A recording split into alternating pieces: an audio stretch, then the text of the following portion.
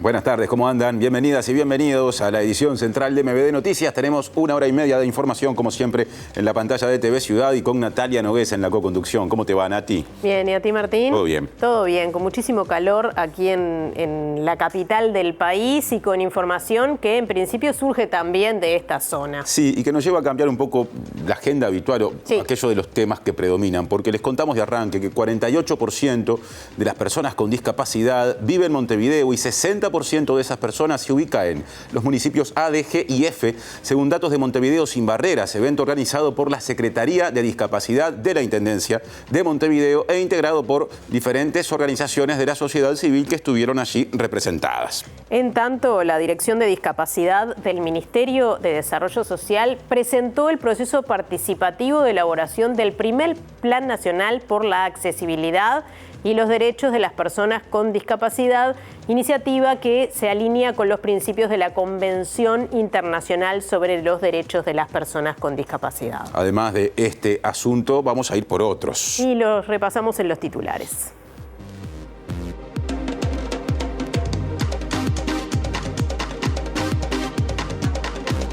El grupo de 32 despidos de la empresa láctea Claldi de la ciudad de Yung, en Río Negro, instalaron este mediodía una carpa frente a la torre ejecutiva con apoyo del PIT-CNT e iniciaron una huelga de hambre en reclamo de reintegro a su puesto laboral. Según información extraoficial, el monto global a repartir por la suma de los distintos lotes de los derechos comerciales del fútbol uruguayo para el periodo 2026-2029 será cercano a los $55 millones al año. El consorcio DirecTV Torneos hizo la mejor oferta por los derechos de cable y Tenfield se quedaría con el streaming. La Cámara de Diputados aprobó una modificación al Código Civil sobre la edad mínima para contraer matrimonio. El proyecto, que fue votado en el Senado en septiembre pasado, eleva la edad mínima para casarse de 16 a 18 años y prevé que los menores deben pedir autorización a la justicia. La primera encuesta nacional sobre los problemas de salud vinculados a la diabetes reveló que solo 4 de cada 10 personas con la enfermedad alcanzan un nivel adecuado de información para manejarla en forma segura.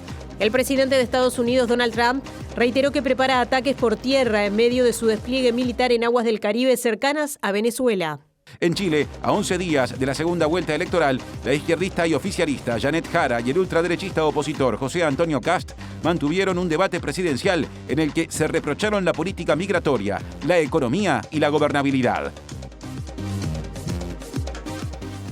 Recuerden que pueden vernos en vivo en todos sus dispositivos, tanto por tvciudad.uy como por YouTube, y nos pueden escuchar en la radio de la Universidad de la República, 107.7 FM o uniradio.edu.uy. Salimos del estudio, Martín.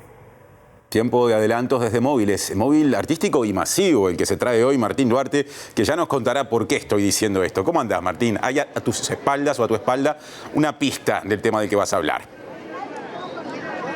Martín, Natalia, ¿cómo les va? Buenas tardes. Mucho más ordenado ahora el acceso. Puertas para este recital de Shakira, el primero de los dos que brindará aquí en Montevideo, con una venta que superará las 100.000 entradas entre los dos recitales, 50.000 hoy y 50.000 mañana, y que desde las 5 de la tarde estaba prevista la apertura de puertas, se postergó hasta las 6 y bueno, como verán a mi espalda se está dando el ingreso por una de las puertas, ¿no?, que tiene el Estadio Centenario, constantes familias, obviamente una importante a nivel numérico presencia de mujeres, muchas luqueadas también al estilo Shakira o al estilo de esta fiesta que sobre las 21 horas va a comenzar aquí en el Estadio Centenario. En un ratito vamos a estar hablando de uno de los primeros fans club que existió de Shakira acá en nuestro país y bueno, pintando un poquito de estas fiestas con algunos antecedentes también masivos de recitales acá en Montevideo. Y desde el Parque Valle nos vamos hacia el Cordón. Aparece Mariana Abreu. ¿Cómo andás, Mari?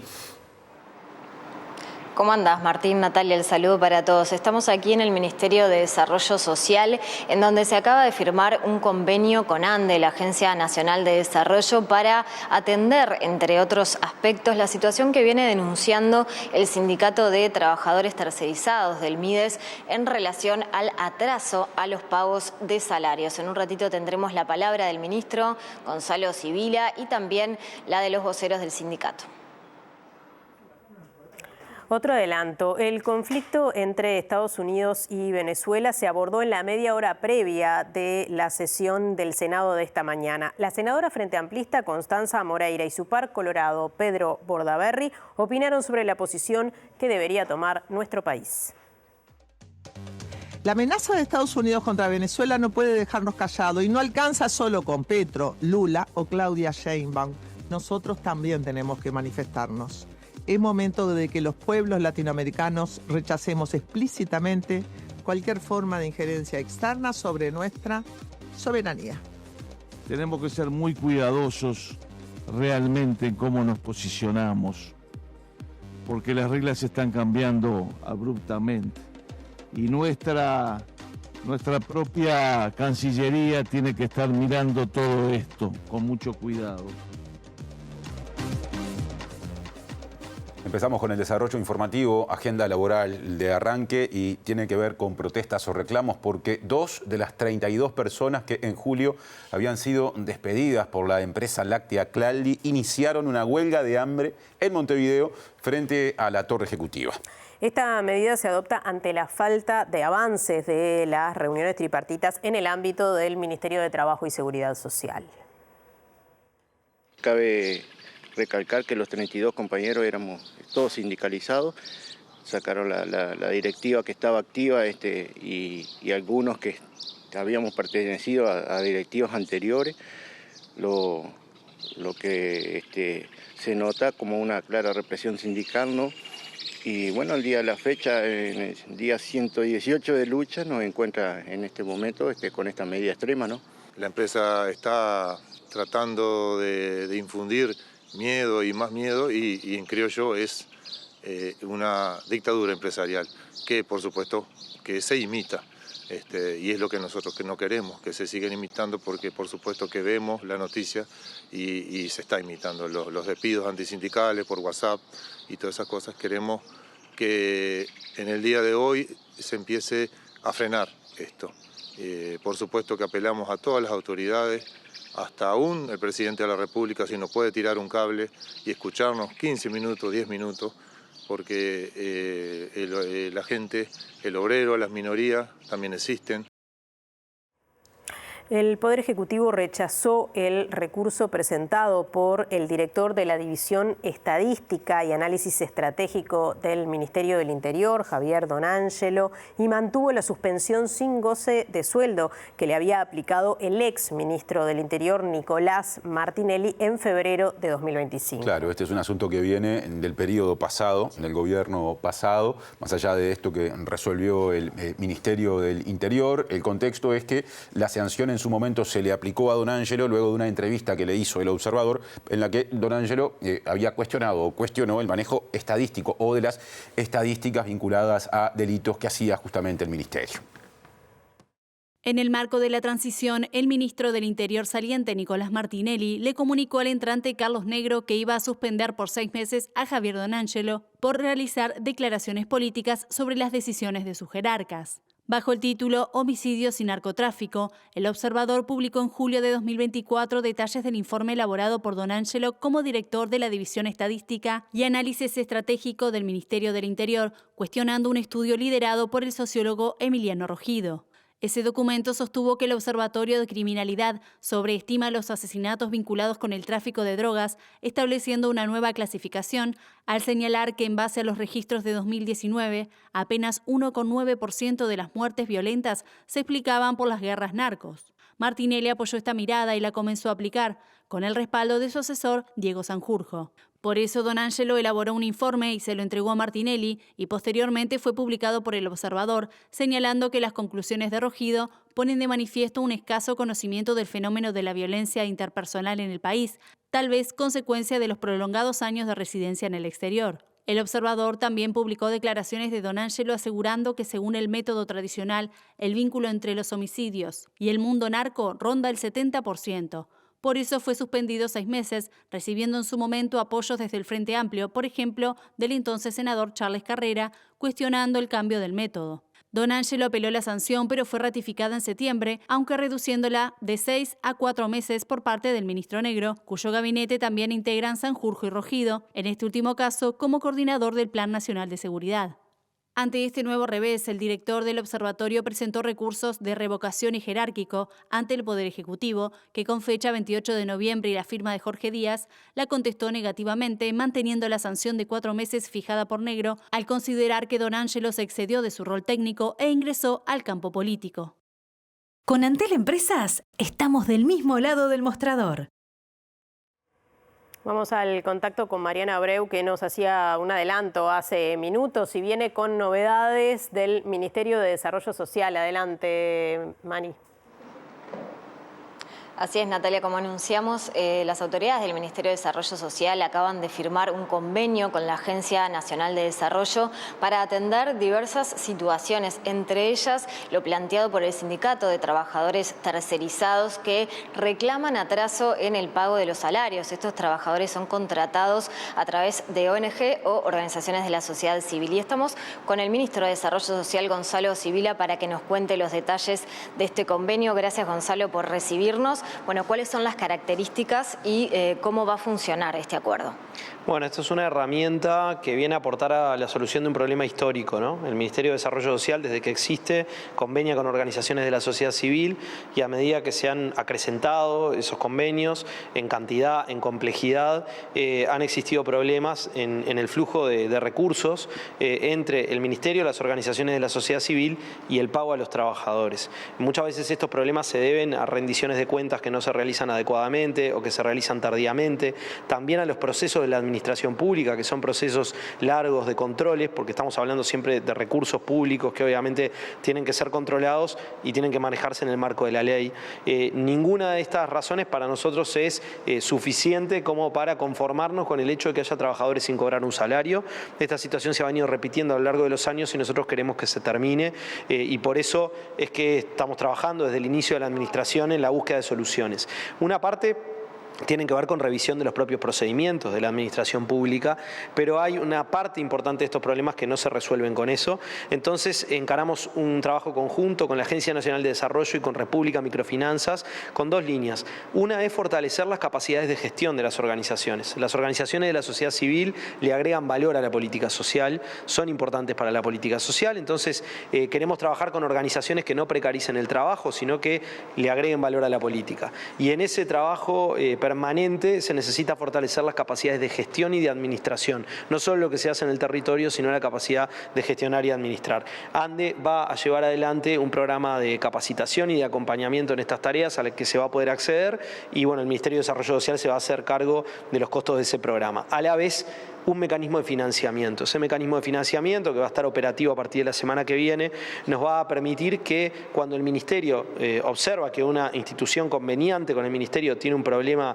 importante que no le permite hacerse cargo de los salarios de los trabajadores de forma inmediata y hay procesos demorados, bueno, activar un crédito. Ese crédito se va a desembolsar de forma rápida, ese crédito va a ser pagado luego con las propias partidas del flujo normal de recursos que tienen los convenios y la tasa de interés se va a hacer cargo del Ministerio de Desarrollo Social. Esto lo vamos a hacer a través de ANDA y de República Microfinanzas. Entonces es un programa para fortalecer a las organizaciones y para darles acceso al financiamiento, como tiene cualquier emprendimiento, cualquier actividad que a veces necesita crédito por recursos que va a obtener en el futuro. Bueno, en este caso, por primera vez en el Uruguay, en el Ministerio de Desarrollo Social, vamos a estar inaugurando una herramienta de este tipo. Actualmente, ¿cuántas organizaciones que convenian con el Ministerio presentan atraso en los pagos? Bueno, esto ha ido variando y es muy fluctuante, entonces día a día estamos mirando esta información. Hicimos un relevamiento esta semana de situaciones urgentes que oscila entre las 7 y 8 organizaciones que necesitan algún tipo de apoyo en primera instancia, no porque estén necesariamente no pagando salarios, sino por deudas también anteriores, salariales o de créditos laborales de algún tipo. Eso hay que analizarlo, lo tenemos que conversar con las propias organizaciones, ahora que tenemos la línea de crédito ya definida. Esto es una cosa que la anunciamos hace minutos y bueno, analizada cada situación en particular, comunicársela a los otros aliados que tenemos en este proceso para que se pueda apoyar cada una de estas situaciones con esa línea de crédito. ¿La problemática inicia con la administración pasada o viene de años anteriores? No, es una problemática que viene de atrás, no se inició en la administración pasada, recrudeció, sí, y viene recrudeciendo por el incremento de la cantidad de convenios y la complejidad de los convenios. Las capacidades incluso burocráticas de las instituciones del Estado están acotadas también a una escala, y cuando uno cada vez da más respuesta, abre nuevos servicios, genera nuevos convenios, bueno, eso genera cuellos de botella a la interna de las propias instituciones, y a las organizaciones también le genera dificultades en los procesos de rendición de cuentas. Entonces, como este es un fenómeno que vemos como estructural y que además ha ido creciendo, nos pareció que teníamos que innovar en las herramientas, y bueno, esto es una novedad y la estamos poniendo también a disposición de las organizaciones, y con un foco particular puesto en los trabajadores y las trabajadoras, porque hoy la urgencia para nosotros es preservar a los trabajadores, que son el eslabón más débil de esta cadena, y que atienden además servicios muy delicados, muy complejos. Hoy estuvimos conversando una vez más con su tía, le comentamos que íbamos a hacer este anuncio antes de hacerlo públicamente, y lo hicimos porque realmente este es un tema que nos devela, que nos preocupa mucho. ¿Hubo alguna afectación en los refugios? Los refugios han seguido funcionando, a veces por medidas gremiales hay información que los refugios le proporcionan al Ministerio de Desarrollo Social que se reduce en el vínculo, digamos, cotidiano con la administración. Esto se ha visto, y algún problema puntual, particular, pero los servicios se han mantenido, y quiero decir que se han mantenido con el esfuerzo de los trabajadores en todos los casos, independientemente de los atrasos o no atrasos salariales, ¿no? Te agradecemos, Gonzalo Sibila, ministro de Desarrollo Social. Volvemos con ustedes, compañeros. Muchas gracias, Mariana y resto del equipo. Ahora vamos a cambiar de tema, vamos a pasar a uno de los asuntos comerciales, pero vinculados al fútbol, que hemos venido siguiendo con más atención en los últimos tiempos. Porque este jueves la AUF comunicará públicamente cuáles son las mejores ofertas justamente en la licitación de los derechos del fútbol local, proceso que aseguraría un ingreso casi 3 veces mayor al actual. Y atención, porque trascendió que la transmisión por streaming se le adjudicará a Tenfield, y que el consorcio formado por DirecTV y la Argentina Torneos obtendrá los derechos de televisión para personas abonadas. Si bien la comunicación oficial de los nombres de las empresas que presentaron la mejor oferta en cada bloque y en cada lote se realizará este jueves, la Asociación Uruguaya de Fútbol procedió a la apertura de los sobres este martes, una vez terminó la etapa de mejora de las ofertas, ya que tras una primera apertura de sobres, ocurrida el 18 de noviembre, se había citado a las oferentes destacadas para que aumentaran su cifra. En este contexto, este martes, diversos periodistas y medios de comunicación informaron que Tenfield será la ganadora en streaming, donde habría superado al consorcio conformado por Antel y Team Sports Media, empresa uruguaya asociada a Disney. También se informó que el consorcio DirecTV Torneos se impuso en la pugna por los derechos para transmitir por cable y otros sistemas para personas abonadas, superando a la oferta de otro consorcio, el conformado por Telecom, GMC y Conosur. Sin embargo, esos son solo 2 de los 6 lotes en los que se estructura el bloque de la licitación vinculado a los derechos comerciales, que también incluye derechos de transmisión para el exterior, merchandising, live feeds y data feeds, y derechos sobre competencias amateur,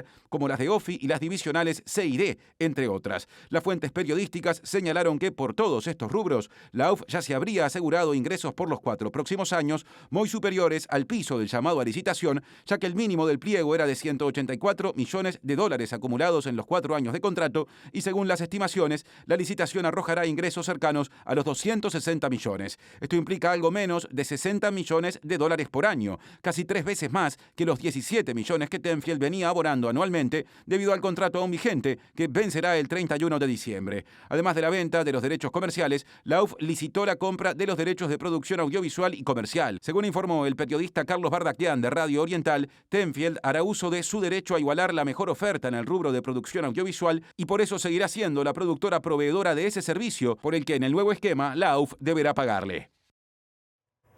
Bueno, seguimos hablando de transmisión de fútbol, pero sí, en este caso del próximo Mundial, porque Canal 5 y Antel adquirieron los derechos de transmisión de televisión y streaming de este Mundial de Fútbol a disputarse en 2026 en México, Canadá y Estados Unidos. El paquete comprado incluye 32 de los 104 partidos de la Copa del Mundo, entre los que están, hablando de los adquiridos, los partidos que juegue Uruguay, la cantidad que sean, el partido inaugural y la final, entre otros. Eso va a tener un costo aproximado de unos 4 millones de dólares, que es a través de la inversión que hacen las distintas empresas públicas en competencia y otras empresas privadas que normalmente publicitan en campeonatos del mundo. Tomamos la opción de que esa inversión que se hace habitualmente en medios privados, esta vez se haga también en medios públicos y que esto además suponga un acceso gratuito a través de los dispositivos de Antel. Para decir, vos entras a Antel TV y ahí vas a la señal, en este caso de Canal 5. Son 32 partidos que incluye la ceremonia, ya este viernes el sorteo. Después va a haber la ceremonia, los partidos de Uruguay seguro, al menos 3. Después los partidos icónicos o más importantes según sean los cruces y demás, y asegura la semifinal y final. Presenta UTE. Porque en UTE creemos que todo lo que das vuelve. Por eso creamos el Plan Redondo. No hablamos más de fútbol, aunque sí nos vamos al Estadio Centenario, allí donde va a estar en un ratito cantando, después de 25 años, Shakira. Y en las puertas está Martín Duarte, que no sé si va a entrar o no, y no sé si tiene alguna canción preferida, Martín. Bueno, sí, estuvimos escuchando mucha música de Shakira para el informe que les vamos a presentar. Yo soy más de los primeros discos, algunas de las canciones que vamos a repasar ahora en el informe, Dónde están los ladrones, por ejemplo, ese de los primeros trabajos de la colombiana, que bueno, como verán ustedes, ha convocado muchísima gente de todo el país, del exterior incluso. Pudimos recoger algunas historias en la jornada de hoy de familias que vinieron del interior del país, de Salto específicamente, y que a las 8 de la mañana ya estaban aquí en las puertas del Estadio Centenario, puertas que fueron abiertas hace algunos minutos, sobre las 18 horas, para dar ingreso a lo que son las 3 tribunas, Olímpica, Colombe y Ámsterdam, y está habilitado todo el campo de juego, ¿no? Se puso una protección y está habilitado para llegar a este aforo de 50.000 personas que estarán presentes en la jornada de hoy y en la jornada de mañana en el Estadio Centenario. Esto nos llevó a investigar un poquito acerca de cuáles fueron los recitales masivos que tuvo nuestro país, o por lo menos que igualaron o estuvieron cercanos a esta cifra de Shakira. Y en diciembre de 1985, allá por el 5 de diciembre del 85, Mercedes Sosa era la primera mujer que lograba un aforo bastante cercano al de Shakira. Alrededor de 45.000, 50.000 personas estuvieron presentes en aquel recital brindado aquí, uno de los primeros históricos, ¿no? Cuando comenzaron en la década de los 80 a brindarse muchos espectáculos artísticos aquí en el Estadio Centenario. Luego cifras cercanas alcanzaron los músicos Paul McCartney y la banda Rolling Stone, que también presentaron un diseño de espectáculo cercano a los 50.000 personas, y también Tini, que va a estar volviendo en febrero del 2026, entre los artistas que llegaron justamente a un aforo importante. Nosotros fuimos a hablar con el club de fans de Shakira, que tiene una historia ya de varios años, cerca de 26 años aquí en nuestro país. Fue uno de los primeros clubes de fans que se fundó allá por el año 1999, y les propongo conocer su historia. Shakira pasa por todos los ritmos habidos y por haber, habla de todos los temas habidos y por haber, y eso fue lo que en su momento me gustó más.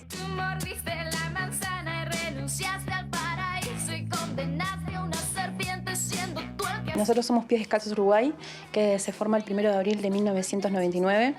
En aquel entonces los clubes de fans cumplían como este rol social de que éramos todos como adolescentes, y nos juntábamos en aquel entonces en el INJU, que tenía como espacios para todos los clubes de fans, de todos los artistas. Entonces ahí íbamos, bueno, nos juntábamos, intercambiábamos información, fotos, lo que fuera, y era como nuestro lugar de encuentro. Y en aquel entonces, donde no estaba esta inmediatez de hoy de las redes, para hacer un club en uruguayo llegamos a ser más de 100 miembros, que era como bastante grande. Hoy en día, con el tiempo, bueno, vamos creciendo, las responsabilidades van cambiando, la gente se va yendo, y quedamos de siempre 7, que somos los que vamos a todos lados. Cuando estuvimos averiguando, sobre todo con Sony, para ver cómo podíamos ser un fan club oficial, el fan club, como te decía, nace en el 99, y ellos nos dicen, bueno, si ustedes quieren ser oficiales, tienen que tener el reconocimiento del artista. Así que el paso es conocerla personalmente. Esto se da por primera vez en el año 2000 en Punta del Este. En aquel entonces la chacra tenía un portón que era corredizo, un portón rojo que todavía está, que es corredizo, y estábamos esperando que salieran a darnos y decirnos, pueden hacer esto, no pueden hacer aquello, no sé.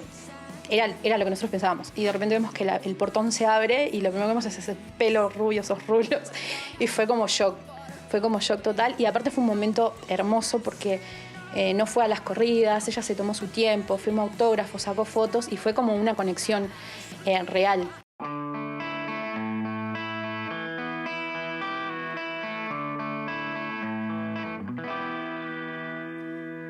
Nos pasó de tener que estar durmiendo en paradas de autobús, de salir de un concierto en Buenos Aires y venir volando a Punta del Este porque estaba en el Conrad también, no sé.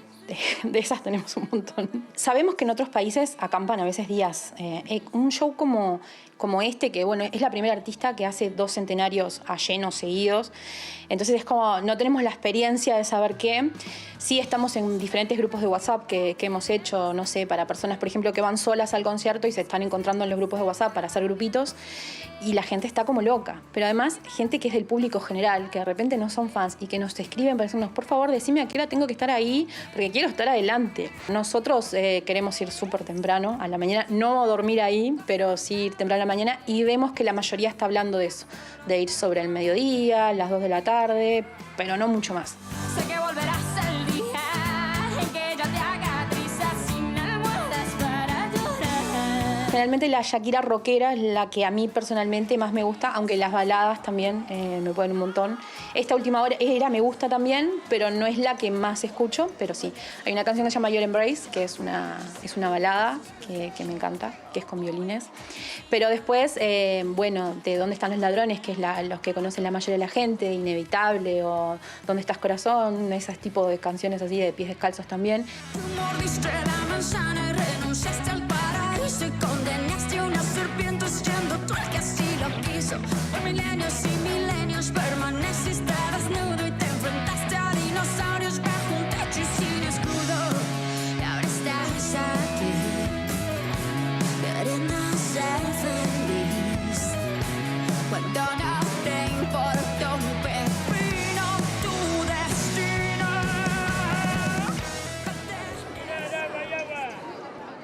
Bueno, ya en un ratito que capaz que le pido a Natalia Martín que me cuente alguna historia de fanatismo con algún conjunto, con algún grupo, con algún solista.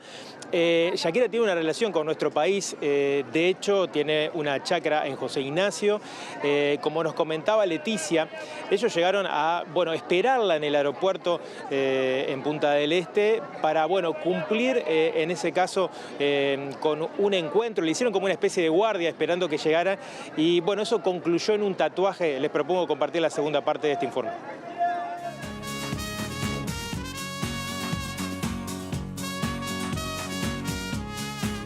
Relacionado directamente con Uruguay, un poco el tema de la estancia que tiene acá, donde también se encontraba con Cerati, donde compusieron muchos de los CDs están pensados, las letras están hechas en... ¿Alguna canción que haya nacido acá, por ejemplo, sí, de Laundry Service, ¿verdad? De Laundry Service, perdón, que chequeo con el compañero ya. De Laundry Service fue casi todo, nació acá. Drexler también colaboró con Loba, por ejemplo. Jorge Drexler estuvo colaborando ahí. Y como te digo, Cerati y también porque se encontraban en la estancia. Si lo llevamos al plano de las canciones, ¿cuál sería la canción más uruguaya en ese sentido por haberse compuesto acá? Capaz que Loba, que fue donde Drexler estuvo en la parte de la producción.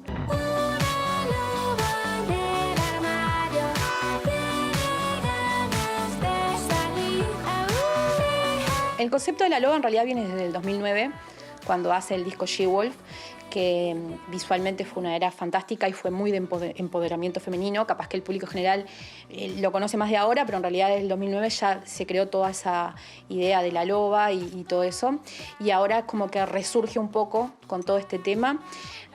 Con la session con Bizarrap, que explotaron las redes, explotó todo, la gente que hablaba a favor, la gente que hablaba en contra, que le gustaba, que no le gustaba. Que eso está bueno también, porque a nosotros nos encanta que se hable de ella, que todo el mundo esté como loco.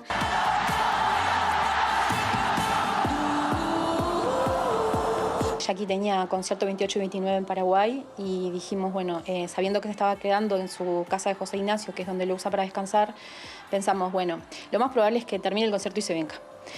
Y no tenía ningún dato. No teníamos dato, no teníamos nada. Dijimos, o se viene el sábado a la noche, porque sí sabemos que suele viajar a la noche para evitar como la gente o que haya mucho movimiento, o era el sábado de noche o era el domingo de noche. Era la idea que teníamos. Dijimos, bueno, no sabíamos qué hacer, dijimos, bueno, vamos, y si no es hoy, va a ser mañana. Volvemos mañana si tenemos que volver. Y calculamos, bueno, las horas de concierto, más o menos las horas de vuelo, y dijimos, bueno, nos vamos, nos fuimos, y llegamos de casualidad aparte, porque recién había aterrizado cuando llegamos. Nos vio, se acercó, nos saludó, empezó a sacarse fotos, a firmar autógrafos, y bueno, fue un momento precioso, éramos poquitos los fans que estábamos también, pusimos las tres el brazo ahí, firmó, y el domingo me estaba tatuando.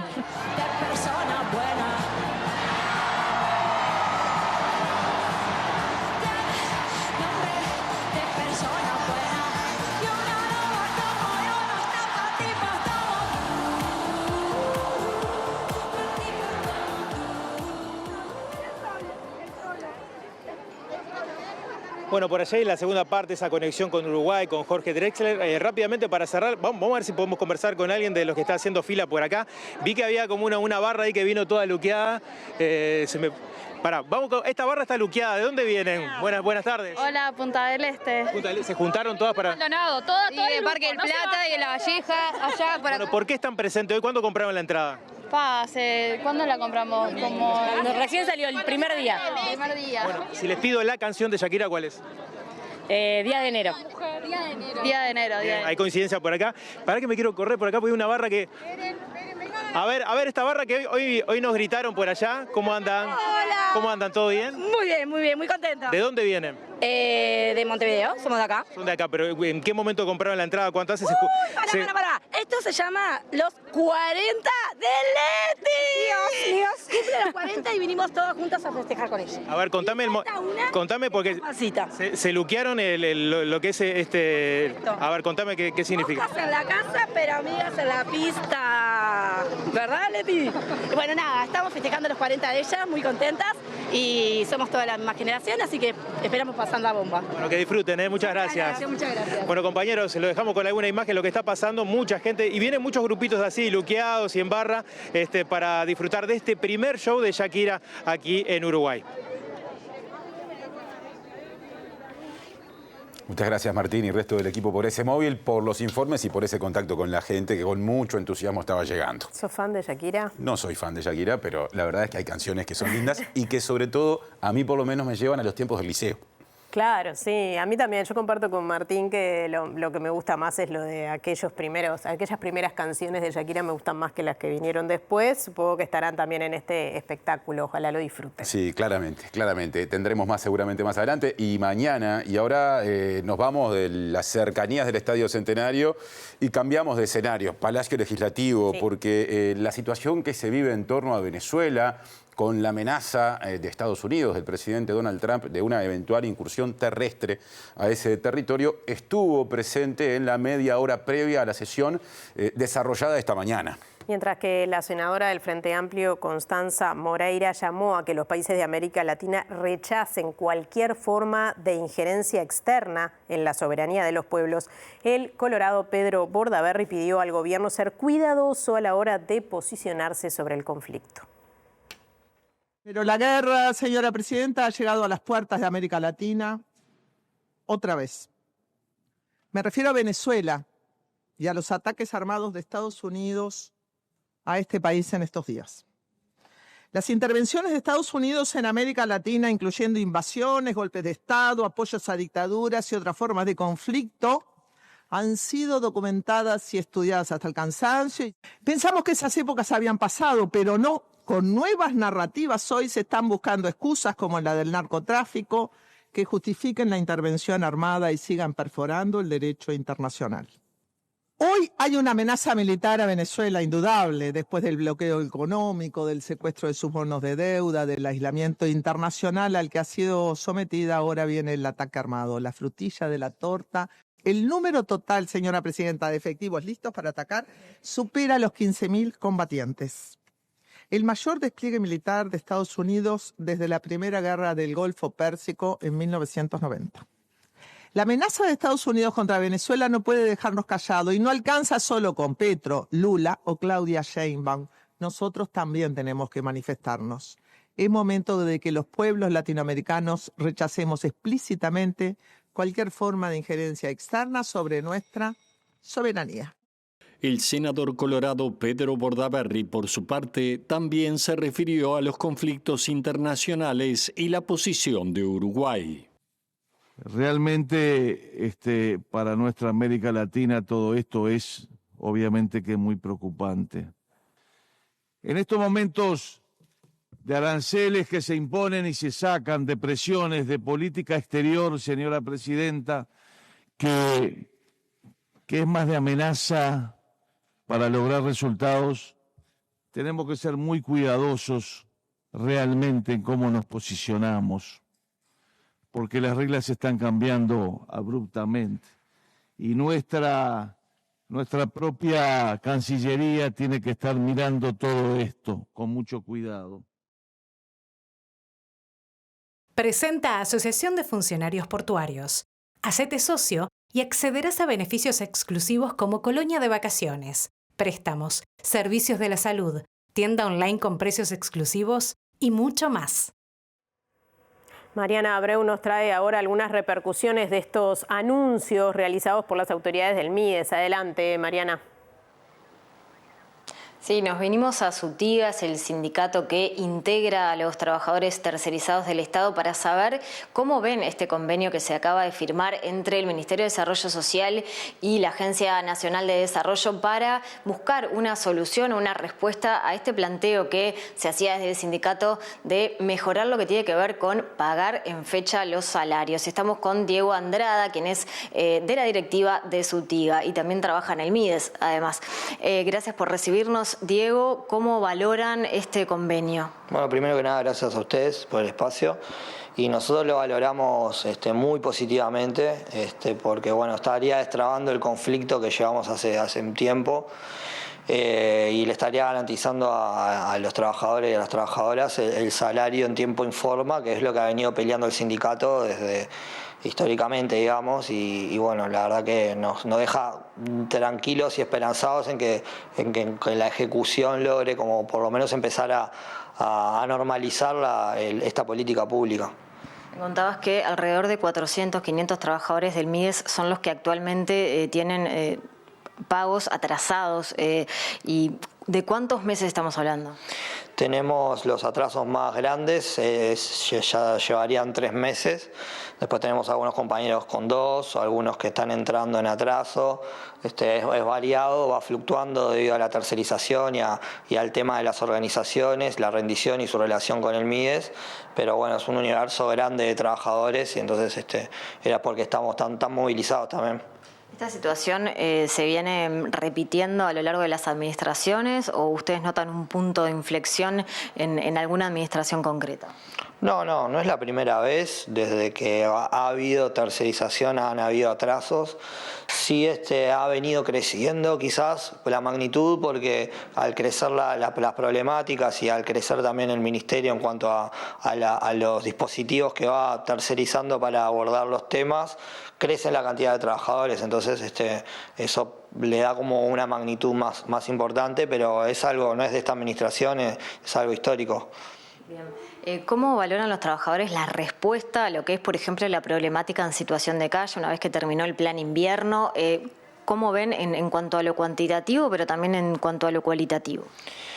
Nosotros somos muy críticos, Sibila lo sabe, críticos porque bueno, estamos en primera línea trabajando y queremos que digamos, la respuesta de las personas sea lo mejor posible. Sí hemos visto que este ministerio ha implementado algunas cuestiones en invierno que son interesantes, como las puertas abiertas, donde la gente ya no tiene que ir a esperar a las puertas de los refugios y tiene un lugar donde esperar su cupo. Y la ampliación de cupos la vemos bien. Siguen habiendo refugios que tienen un funcionamiento deficitario, que no están buenos, que las personas no quieren ir. Hay problemas todavía en la gestión de todas estas cosas y también el tema de que también no esté no estén los trabajadores cobrando y nosotros estemos tomando medidas, afecta también el problema del servicio. Y después en lo que es la población, crece todos los días, lo ve cualquiera. Es como una problemática que tiene que ver con una cuestión social también, ¿no? Hasta de modelo de país, de cómo concebimos el tema de la pobreza y en el sistema que vivimos. Y esto, nos preocupa, porque tampoco es que queremos vivir de esto para siempre, y en realidad la gente está cada vez más sufriendo y estando en calle. Es una cosa bastante jodida para nosotros, que aparte vivimos todas esas experiencias como trabajadores y estamos con la gente todos los días sufriendo o intentando acompañar ese sufrimiento. Te agradecemos mucho, Diego Andrada, del sindicato Sutiga, y volvemos con ustedes, compañeros. Bien, muchas gracias Mariana y equipo. Vamos a cambiar de asunto. Les contamos que el Tribunal de Apelaciones Penal de segundo turno revocó la condena del ex intendente de Soriano, Agustín Bascú, por la compra de combustible en estaciones de servicio de su propiedad durante su gestión. La decisión se debió a que la fiscal que investigó el caso, Stella Alciaturi, presentó su acusación el 3 de diciembre de 2024, cuando el plazo que disponía para hacerlo había vencido el 22 de noviembre. Según la sentencia del Tribunal de Apelaciones, la presentación fuera de fecha provoca la nulidad absoluta de todo lo actuado. Pablo Vera, abogado del exintendente nacionalista, dijo al medio Agesor de Soriano que ahora el caso será derivado a otra u otro fiscal para que analice la responsabilidad penal de Bascú. Con este fallo, el caso vuelve al momento previo a la acusación y la condena, es decir, que Bascú vuelve a estar imputado sin condena. El exintendente había sido condenado a pedido de la Fiscalía como autor penalmente responsable de un delito de conjunción de interés público y privado con una pena de 12 meses de prisión. Esto fue porque se entendió que se benefició al comprar combustible en estaciones de su propiedad para vehículos de la Intendencia. También se lo condenó con inhabilitación para ocupar cargos de cualquier naturaleza durante 4 años. Les contamos que la Dirección Nacional de Discapacidad del Ministerio de Desarrollo Social impulsó un proceso participativo de elaboración del denominado Primer Plan Nacional por la Accesibilidad y los Derechos de las Personas con Discapacidad. La iniciativa se alinea con los principios de la Convención Internacional sobre los Derechos de las Personas con Discapacidad, incorpora recomendaciones del Comité de Naciones Unidas y se articula con la normativa nacional vigente. Estamos dando cuenta de una estrategia nacional que hasta el 2030, que tiene un mojón importante en la institucionalidad, en la rectoría, con la creación del Instituto Nacional de los Derechos de las Personas con Discapacidad. Y por otro lado, el plan está basado en la Convención de Derechos de Personas con Discapacidad. Hoy, 3 de diciembre, que es el Día Internacional, adquiere un significado particular. Esto está estructurado en 10 ejes que atienden los principales derechos, y lo que establece el plan son acciones para el cumplimiento de los derechos. Además, vamos a presentar un proceso y una herramienta para poder hacer la trazabilidad de cómo las acciones impactan en los indicadores que tenemos como país. Estamos tomando como base los datos del Censo Nacional, que hicimos un primer informe hace pocos meses, y lo que esperamos es que el diseño de esta planificación reduzca las brechas de desigualdad de las personas con discapacidad. En agosto de este año se envió al Parlamento un proyecto de ley que propone crear una nueva institucionalidad para la discapacidad que tendrá un funcionamiento similar a INMAYORES o INMUJERES, dijo Lezama. Se crea el instituto a la par de INMUJERES, del INJU, de INMAYORES. Históricamente el programa justamente lo dice, era un programa ubicado en el ministerio que no tenía quizás la jerarquía para poder ser rector de las políticas educativas, de las políticas de salud, de las políticas de empleo. Ese es el horizonte que tiene este paso, y entendemos que es relevante y va a tener un impacto particular en el proceso histórico que tenemos como país.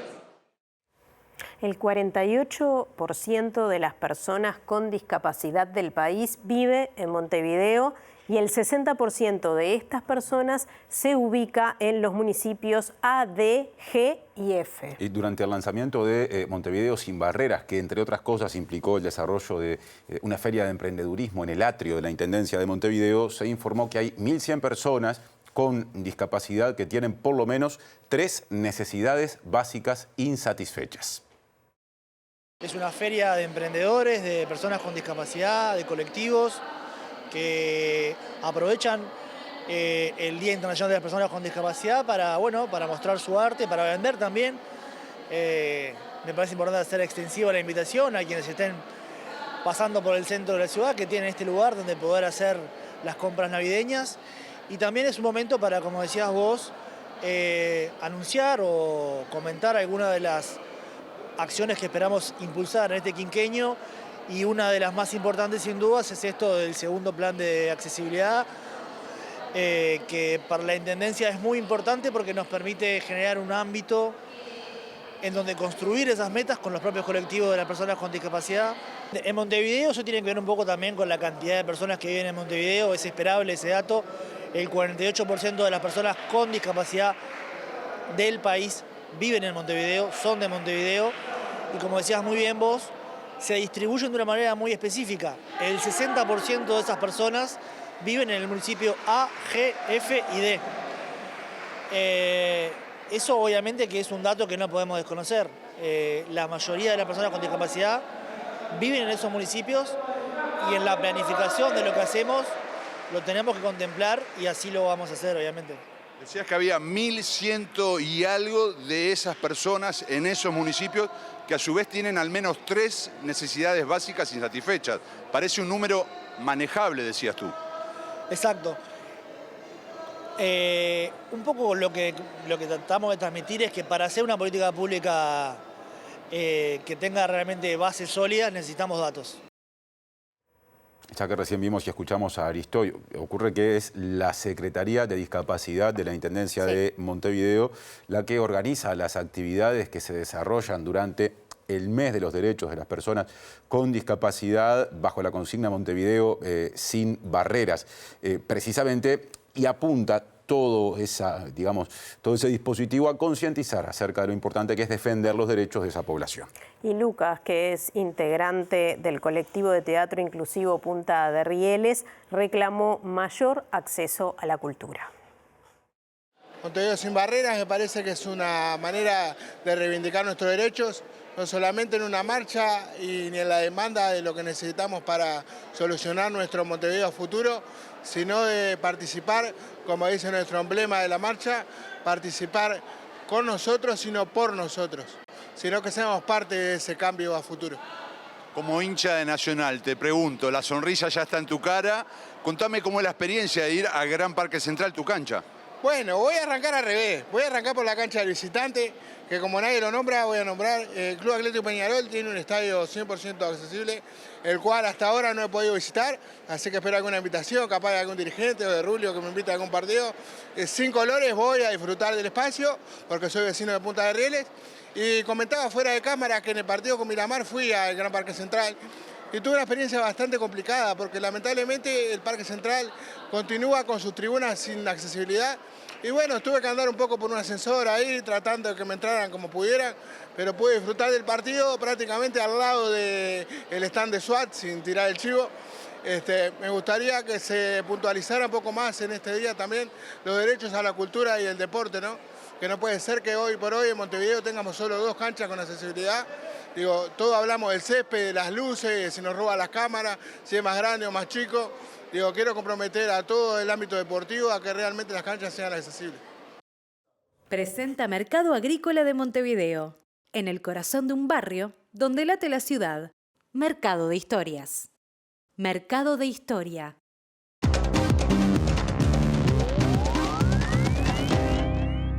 ¿Qué tal? Buenas tardes. Abrimos el capítulo internacional y lo hacemos hablando naturalmente de la crisis del Caribe, que día a día va escalando y agregando nuevos elementos de preocupación para la región en virtud justamente del despliegue militar, pero además de la retórica guerrerista que ha utilizado el presidente Donald Trump en las últimas horas.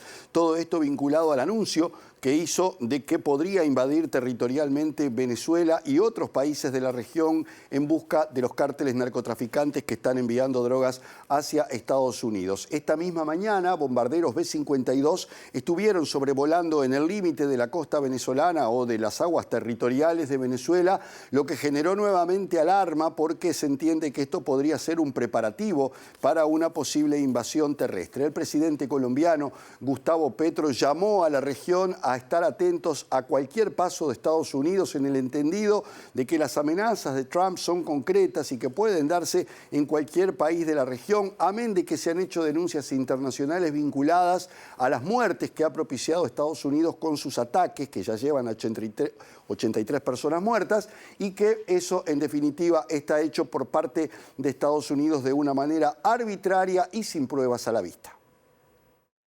Dos bombarderos B-52H Stratofortes de la Fuerza Aérea de los Estados Unidos sobrevolaron este miércoles el noreste de Curazao, próximo a la franja costera occidental de Venezuela, según registros de la plataforma Flight Radar 24. Las aeronaves diseñadas para misiones de largo alcance y capaces de transportar hasta 32.000 kilos de armamento convencional y nuclear fueron detectadas operando en la región caribeña en horas de la mañana en una formación considerada de ataque estratégico que ocurre apenas un día después del despliegue de 6 aviones P-8A Poseidón en la misma zona, destinados a patrullas marítimas. Los movimientos se producen apenas horas después de que el presidente de Estados Unidos, Donald Trump, afirmara este martes, tras reunirse en la Casa Blanca con su gabinete de seguridad, que su país prepara ataques por tierra muy pronto contra cárteles del narcotráfico dentro del territorio venezolano, medida que podría incluir a otros países, enmarcada en la Operación Lanza del Sur, que incluye a miles de efectivos militares y el portaaviones más grande del mundo. Por su parte, el presidente de Colombia, Gustavo Petro, volvió a mostrar su preocupación por la escalada de la situación y denunció este lunes el asesinato sistemático de presuntos narcotraficantes que suponen, según dijo, un delito de lesa humanidad contra el cual ha hecho un llamamiento a la movilización en toda la región. En un comunicado, la Cancillería de Colombia expresó su rechazo y consternación luego de que el mandatario estadounidense amenazara con atacar cualquier país que trafique drogas a Estados Unidos, una política con la que justifica los ataques en el Caribe y el Pacífico Oriental, que dejan al menos 83 personas muertas sin presentar pruebas de las acusaciones. Y como muy tenso y con golpes bajos fue calificado el debate presidencial que se llevó a cabo esta mañana en Chile, según los analistas, en el marco de la campaña hacia el balotaje del 14 de diciembre. Sería el penúltimo debate en el que Janet Jara, candidata del oficialismo, y José Antonio Kast, del Partido Republicano, se enfrentan. Allí cada uno, dio a conocer cuáles han sido sus gestiones y también criticó las otras, como por ejemplo Janet Jara, quien dijo que Kast en 16 años en el Parlamento, en el Congreso chileno, representando a la UDI, a la derecha tradicional, jamás había logrado llevar adelante un proyecto. Por otra parte, Kast también acusó al gobierno de Gabriel Boric de haber encubierto a un subsecretario acusado de violación y haber demorado en tomar decisiones. Por ahí fue la cosa, pero no solamente, porque la economía, la migración irregular también fueron temas que estuvieron sobre la mesa. En ese sentido, José Antonio Kast volvió a advertir a los inmigrantes irregulares que si llega a ganar la presidencia, comiencen a vender sus cosas y se vayan del país porque los va a expulsar, aunque no logró aclarar cómo y de qué manera iba a poder llevar adelante esa política. Sin embargo, las encuestas dicen que José Antonio Kast sería casi seguramente el ganador, ya que con toda la derecha sumada lograría más del 50% de los votos. La candidata comunista y exministra del gobierno de Gabriel Boric partió enumerando las reformas que se aprobaron durante su gestión al frente del Ministerio de Trabajo, como la reducción a 40 horas de la jornada laboral, el aumento del sueldo mínimo o la reforma de las pensiones, y le dijo a Kast que no se gobierna con críticas, sino con propuestas. Jara cuestionó que Kast estuvo 16 años en el Congreso y no logró sacar adelante ninguna ley relevante, cuando durante 4 periodos representó a la Unión Demócrata Independiente, hasta que la abandonó para fundar su propia formación política, el Partido Republicano, con el que compite por tercera vez por la moneda. También hubo momentos tensos en materia de migración cuando Kast fue reiteradamente interpelado por los periodistas y no pudo explicar cómo cumplirá con la promesa de expulsar a los cerca de 340.000 migrantes irregulares que viven en Chile, muchos de ellos procedentes de Venezuela, a quien el candidato de la ultraderecha advirtió que de ganar tendrían 90 días antes de que asuma la presidencia para que tomen sus cosas, las vendan y salgan de Chile. Kast, defensor del modelo neoliberal instalado en la dictadura y del propio régimen, tampoco aclaró su promesa de recortar 6.000 millones de dólares sin tocar el gasto social, ni si indultará a Miguel Krasnov, ex agente de la policía secreta de Augusto Pinochet, condenado a más de 1000 años de prisión por violaciones a los derechos humanos.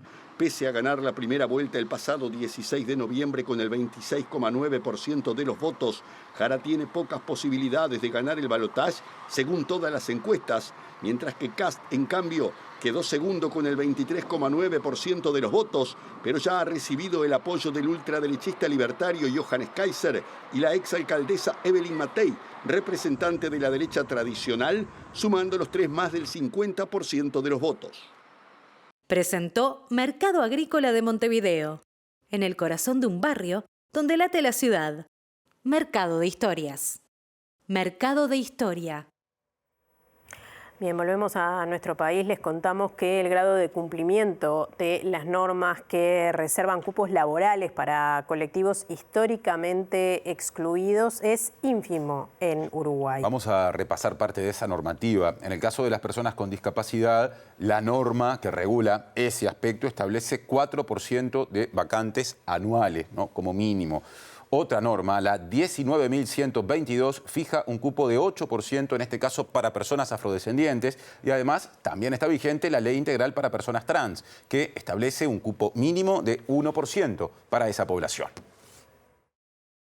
La cuota para personas con discapacidad nació con la intención de abrir plazas públicas, el 4% de las vacantes, para garantizar empleo estable a quien tiene barreras de accesibilidad o capacidad, pero la práctica revela un cumplimiento sistemáticamente inferior. Según los relevamientos de la Oficina Nacional de Servicio Civil, entre 2020 y 2024, el porcentaje anual real de vacantes ocupadas por personas con discapacidad fue muy bajo respecto del piso legal. Por ejemplo, en 2024 ingresaron 81 personas con discapacidad, 0,43% del total de ingresos, tras un pico relativo en 2023, 0,99%. En los últimos 6 años, el de mayor cumplimiento fue 2019, con apenas el 1,3%. La ley que obliga a destinar el 8% de las vacantes a personas afrodescendientes tampoco alcanza sus metas. Desde su implementación, Servicio Civil registra ingresos por debajo del 8% cada año.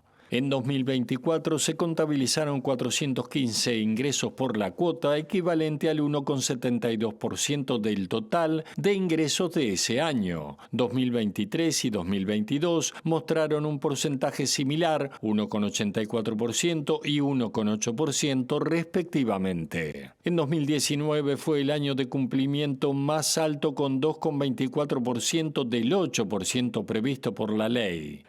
La Ley Integral para Personas Trans introdujo un cupo pensado para revertir la exclusión laboral del colectivo, pero los registros oficiales muestran incorporaciones muy limitadas. Entre 2020 y 2024, los ingresos anuales por la cuota fueron de 0,02% en 2020, de 0,04% en 2021 y de 0,10% en 2024. Otra temática, alimentación, porque entre marzo y noviembre el Instituto Nacional de Alimentación, el INDA, incrementó en Montevideo los tickets entregados en días feriados y fines de semana, que pasaron de 44.964 a 70.495. A su vez, también aumentó 32% la cobertura en los centros del Ministerio de Desarrollo Social, que son apoyados con alimentación. Según como lo veamos, es un 13% con decimal los datos que presentamos para hogares, pero hay datos por personas, hay datos de prevalencia de menores de 6 años, de menores de 18 por quintil 1, donde, como viene pasando en los años anteriores, esa prevalencia es donde se ve la peor situación de inseguridad alimentaria, en particular si vemos la grave. ¿Qué es lo que mide la inseguridad alimentaria concretamente para explicarle a la gente? Mide la experiencia de una persona al respecto del acceso a los alimentos. El acceso puede ser económico o de otras formas, con otros recursos, en los últimos 12 meses. Según, es una escala que tiene una ponderación, esa escala, se presentan 8 preguntas a la persona y según el lugar en la escala donde se encuentra es lo que se reporta. Para el país reportamos inseguridad moderada y grave, inseguridad grave. Hablaba de un 30% de crecimiento con este presupuesto. ¿Qué se proyecta con el nuevo?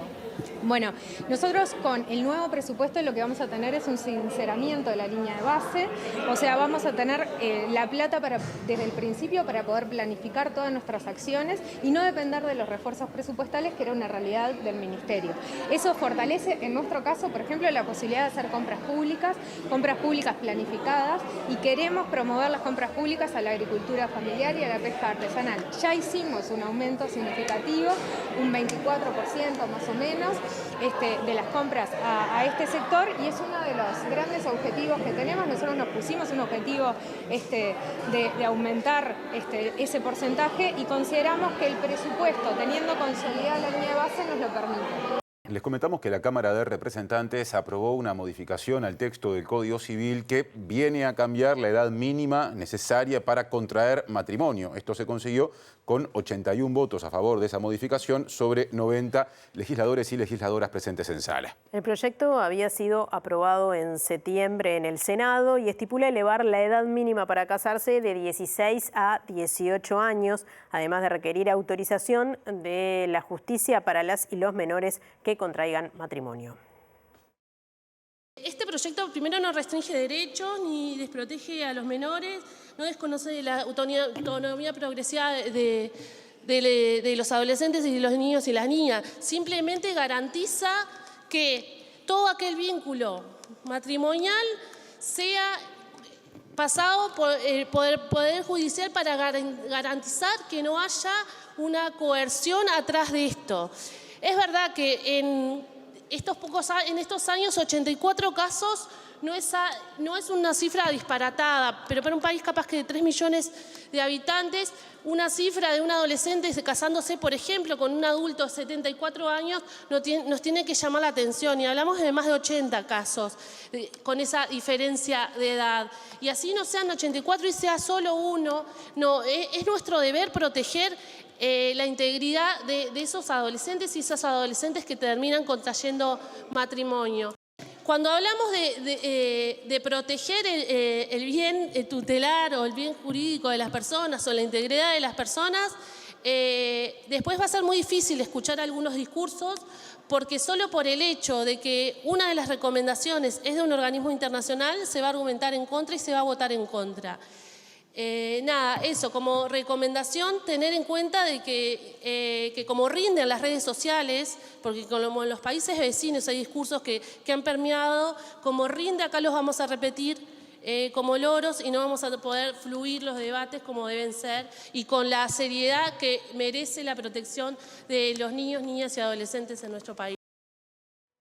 Y la diputada Nicole Salle, de Identidad Soberana, votó en contra de este proyecto de ley para elevar la edad mínima para contraer matrimonio, y aseguró que es una imposición de organismos internacionales y no una iniciativa de la sociedad uruguaya. También dijo que en Uruguay se coarta la integración familiar y social adolescente mientras se privilegia la hormonización de menores.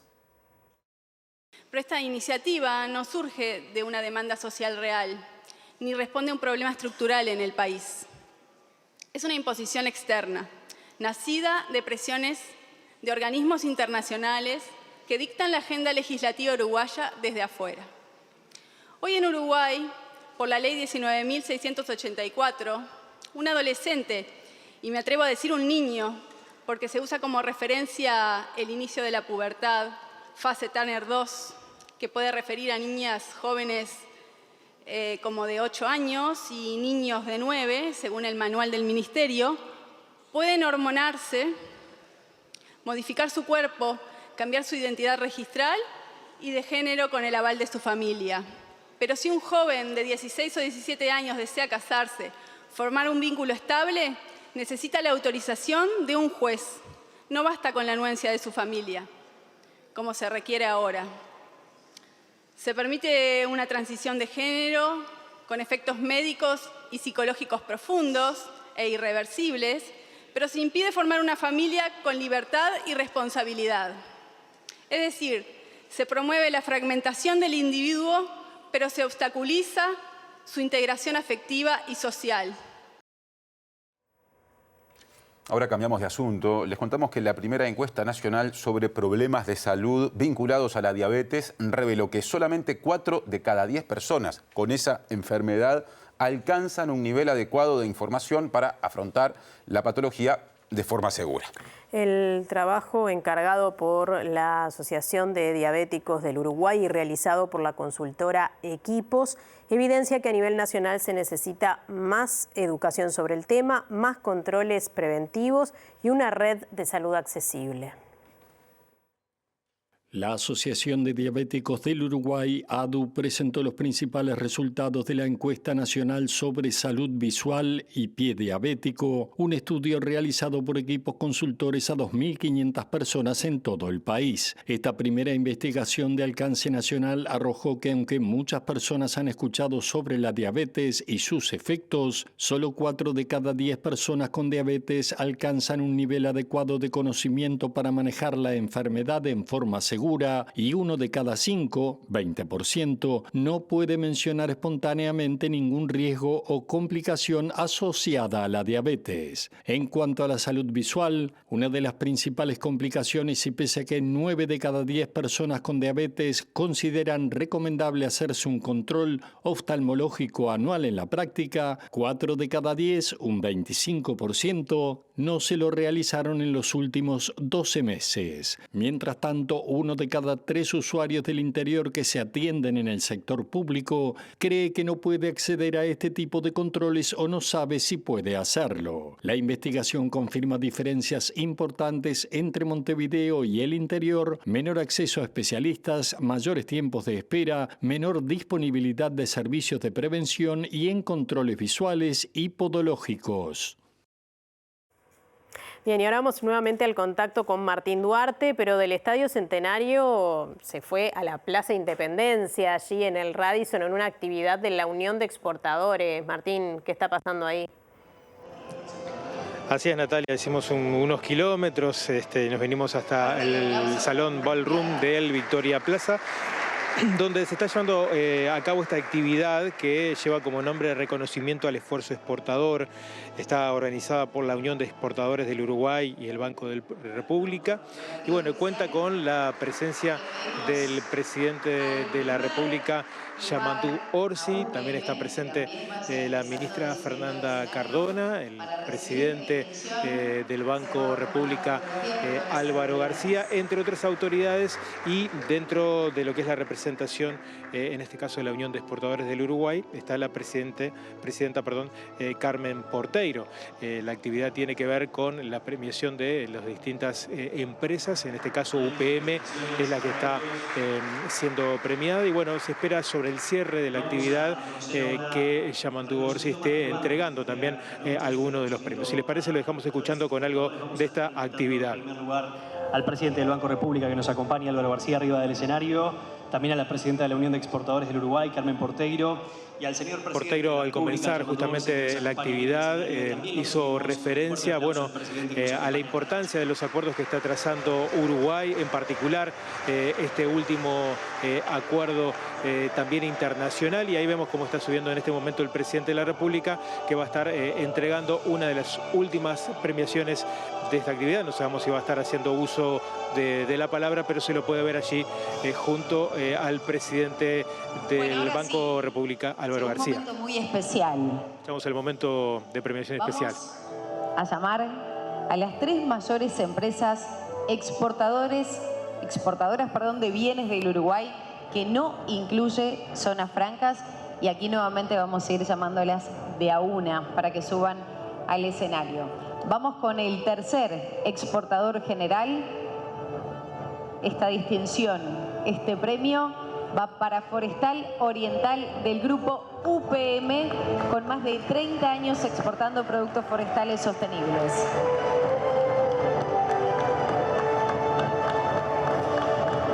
Forestal Oriental del grupo UPM, 3 mayores exportadores de bienes del Uruguay, no incluye zonas francas, al reconocimiento más relevante de esta noche.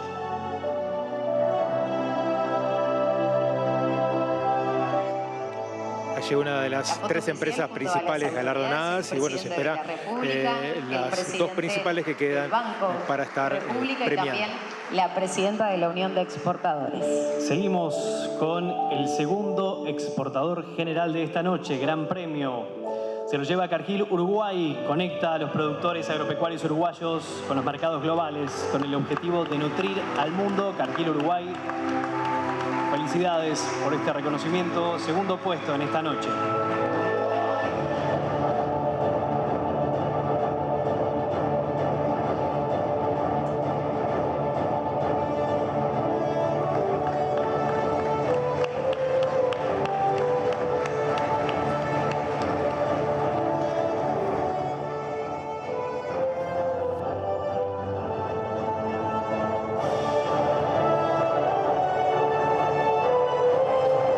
Aplauso para Cargill Uruguay.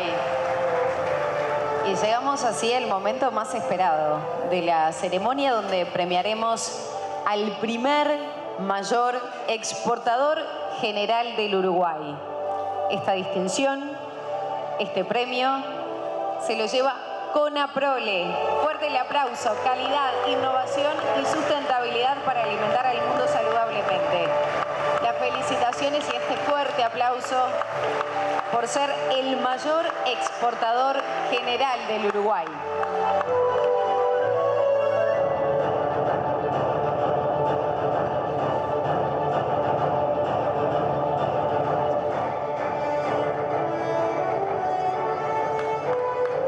Fuerte el aplauso para Conaprole.